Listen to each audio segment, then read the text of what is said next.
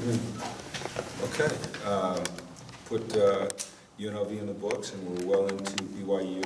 We had our customary Sunday where we review the film and go out and make corrections. And now we're preparing for BYU, so we'll meet with them this afternoon and go out and do a light practice and then hit it hard Tuesday and Wednesday. So a lot of good things came out of the UNLV game and a lot of things that we need to correct. And felt like we made a lot of strides that way last night. So just excited about a great opportunity to go to Provo. I've never played there. I'm not sure how many of our guys have, if any. And great environment. It's a great team. Should be a lot of fun. Should be a lot of fun. Was Eddie's tweet accurate about his knee? I didn't see his tweet. I'm sorry. A mild strain. Should yeah. Be okay? Well, I hope. I mean, he'll go through the week, and hopefully he'll be available on Saturday. But I didn't see his tweet. But it wasn't anything that like we thought after the game. It's nothing that is going to keep him out for an extended amount of time. The test came back negative as far as like MRI? Or? No, I mean the tests show something, but nothing significant in terms of injury or extended amount of time missed. It's just how fast he heals and how well he feels on Saturday. Being able to get him out there would be something that we'd love to see, obviously. You guys had some pretty good variety in both the running game and the passing game as far as receiving. 14 guys, I think, caught passes. A bunch of guys ran the ball. Is it nice to see kind of the diversity that you have as far as options? It really was. It was 13 or 14 different receivers, which is impressive. And then, 5 backs touched the ball, including Ainu. Now, he didn't carry it, but he caught a couple.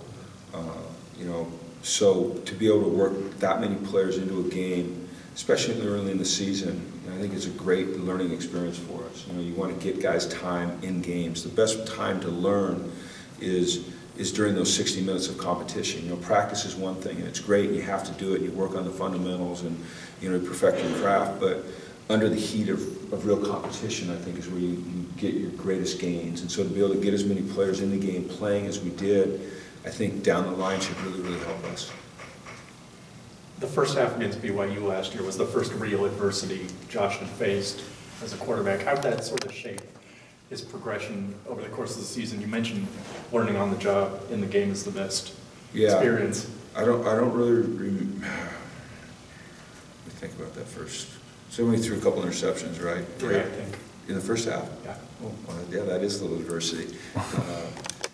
I think that it kind of confirmed for me and for us and hopefully for everyone else what we thought about Josh in terms of being a competitor. That he understood that there was going to be some difficult times, that there was going to be some halves or some games or some series that weren't going to be perfect, and yet he has been able to maintain a sense of poise and calm and focus and recover from events like that.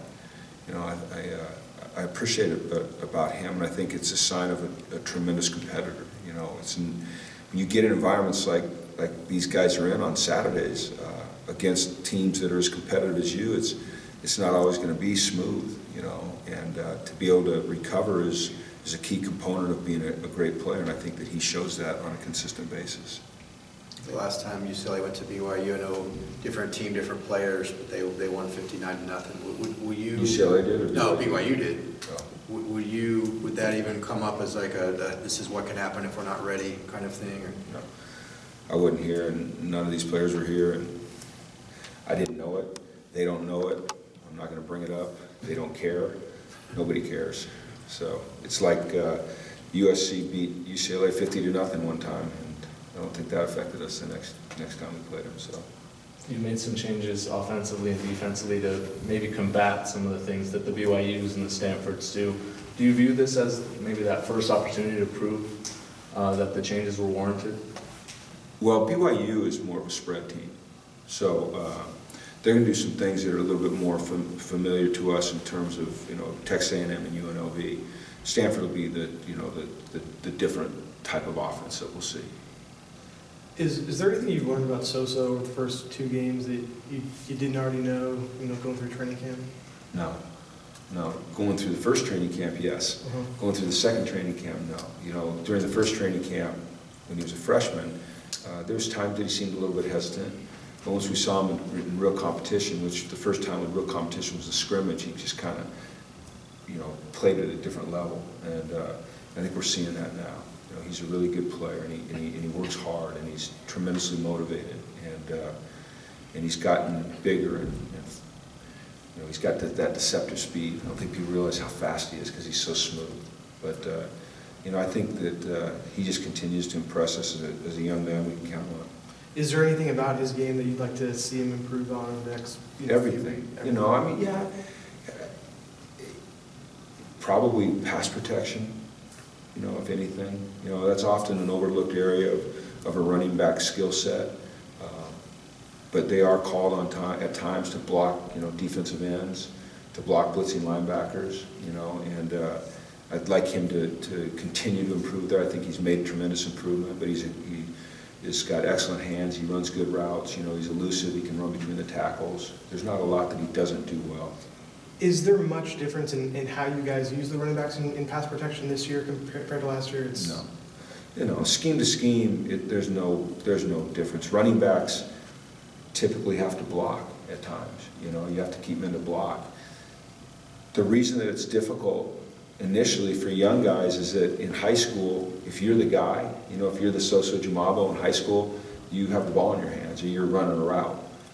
And so you don't get a lot of work at doing things like that. You don't get to block because they never ask you to. But as you step up a level to go to college or you step up another level to go to the NFL, then those skill sets, the ability to block and protect and identify who to block and sort things out, those become much more important because you cannot be as one-dimensional at this level and the next level as you can be in high school. Brandon sort of came out of nowhere and was a really effective complement to Soso. What had he shown you the last couple of weeks to get that opportunity? You know what, it's really been since the first day he stepped on campus. It hasn't just been the last couple of weeks, it's been a slow build. He's very mature. He said to Audie the first day of camp and overheard, he said, no one should ever know we're freshmen. That was kind of his mindset. And he's reacted that way. He has been dependable. He's shown maturity. He's shown toughness. He's shown the ability to learn. All along we felt like he was a young man that had the ability to help us this year. And so we wanted to get him some carries, and I think that he's earned them, and I think he's earned more the way that he played on Saturday night. As far as injuries, Tack, is he making progress? Tack's making progress, and we'll go through the week, and hopefully he'll be available Saturday night. We talked about Eddie. He'll go through the week. Hopefully he'll be available Saturday night. Dion, we suited Dion up, as you guys probably saw. Hopefully, he'll go through the week and be available. Cam, hopefully he'll be, his shoulder will feel better. Hopefully Jaleel will feel better as we go through the week and be available. Scott came out late. Scotty came out late. Scotty's okay. That was, he got stepped on and then cramped up a little bit. He's okay. What was Jaleel's injury?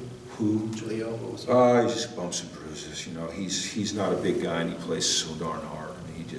He goes after it all the time. He's a competitive son of a gun.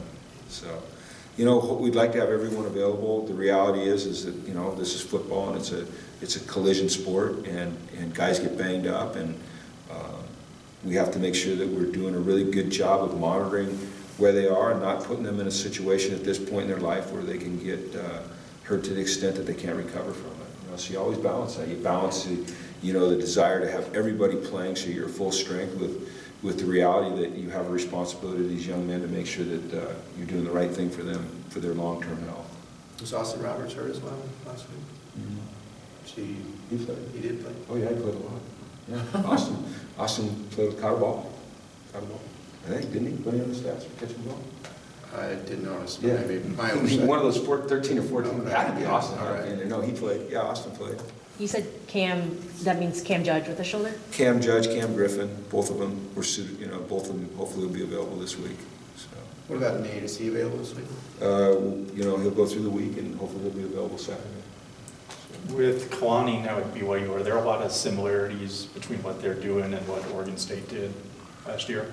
Some, Ty Detmer now is their offensive coordinator. I meant defensively, obviously. Oh, you meant defensively? I haven't watched much of their defense yet. I spent most of last night watching their offense. So I'll get into their defense now, this afternoon. It's been a long road for Taysom Hill. What are sort of your early impressions of him? He's resilient, he's competitive, he's tough. I mean, he's had to overcome a lot of adversity, a lot of injuries, and he just keeps showing up and competing like crazy. If you watch the Utah game, you know, you saw some great runs, you saw just, you know, what you'd expect of him, that toughness and that grit that he's displayed his whole career. All right, thanks, guys. All right, everyone have a good